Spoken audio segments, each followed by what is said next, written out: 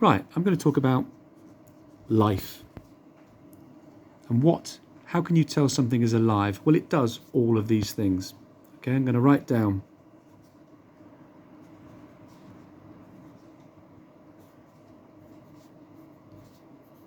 okay, you can use the acronym Mrs. GREN, or some people say Mrs. NERG. Okay, what does this mean? Movement. All living things move. Animals, it's obvious to see them move. Plants can move very slowly. They can grow, they can follow the sun as it passes across the sky during the day. You will see leaves. Plants will gradually grow towards the sun. They will move. They can move fast. For instance, sundew or Venus flytraps, when they catch insects, they can move very fast. Reproduce. All living things must reproduce to make copies of themselves.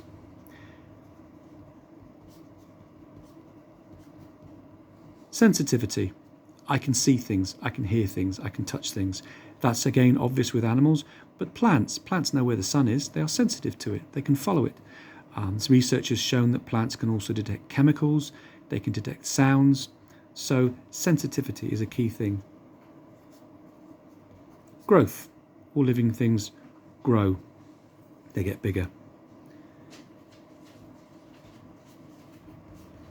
Respiration. Incredibly important. We will come back to that. They will excrete. All living things will get rid of waste products. They will excrete things. We excrete carbon dioxide. We excrete sweat and other waste products. Nutrition. Okay, we need food. We need nutrition. These final things we're going to put together, and we're going to talk in more detail about this thing called respiration. All living things respire. And respiration means you take some source of food and air, you combine the two, and you release energy. Energy for life, energy to do all these things. Car needs energy to move, you need energy to move around. We also give out carbon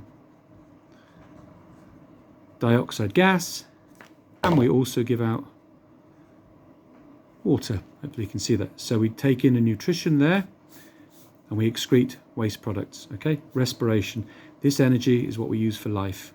Okay, now for most living organisms, the food is what we call glucose, which you can think of as sugar, and the air, we are using oxygen from the air, oxygen gas. Okay, and we, as well as the energy, that gives us the carbon dioxide that we breathe out and the water. Okay, now we get our food from eating. Okay, plants don't eat, plants produce that food. Okay, they produce the glucose. So what plants do is they actually use sunlight energy to do the opposite. They take carbon dioxide gas from the atmosphere, they add that to water, which they take up through their roots, and they generate, and they take in sunlight energy from the sun, and they create glucose, and as a waste product they create oxygen.